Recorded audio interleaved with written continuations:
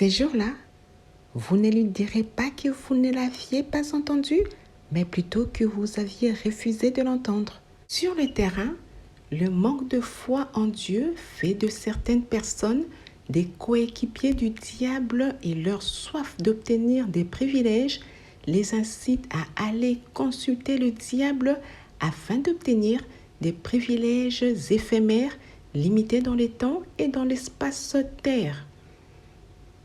Question: croyez-vous à la vie après la mort ou croyez-vous à la mort après la mort? Certes, tout n'est pas fini après la mort.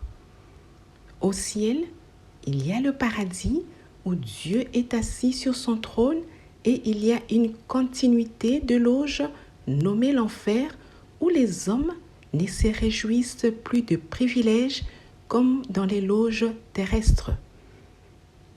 Aujourd'hui, la grâce de Dieu vous visite pour vous faire sortir de là et suivre Jésus qui va vous amener vers la bonne direction afin qu'en son nom, vous ayez la vie éternelle.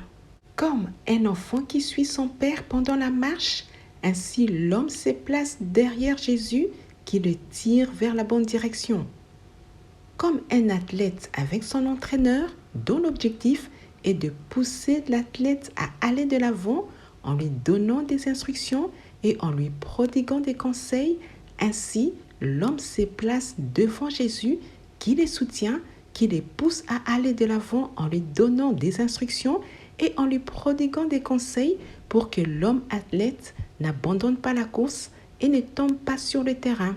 Sachant que le papa ou l'entraîneur sur qui l'athlète peut compter pour l'aider est présent sur le terrain, ainsi l'homme athlète compte sur Jésus pour l'aider à courir sur le terrain vers le but pour obtenir le prix de la vocation céleste du Père en Christ.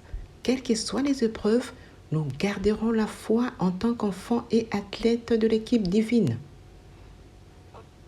La terre est comme un terrain où certaines personnes marchent et d'autres courent, soit vers Dieu ou soit vers le diable pour obtenir le prix, sauf que le prix en termes des avantages octroyés par le diable à l'homme sont éphémères, limités dans les temps, dans l'espace-terre et demandent le prix du sacrifice avec le sang humain, tandis que le prix octroyé par Dieu à l'homme pour bénéficier des avantages terrestres et célestes ne demande pas le sang humain, car Jésus a déjà payé pour l'éternité le prix du sacrifice avec son sang précieux.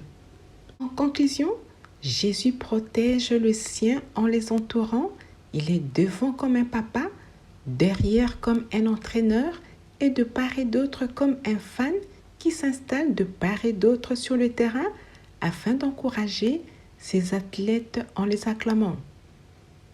Jésus octroie des avantages sur la terre comme au ciel aux siens qui ont accepté de le suivre et qui ont accepté de travailler sur le terrain en s'appuyant sur lui. Aujourd'hui, vous pouvez bénéficier de la protection divine, des avantages divins sur la terre comme au ciel, notamment de la vie éternelle en acceptant de suivre Jésus en tant que votre Seigneur et votre Sauveur. Que Dieu vous bénisse.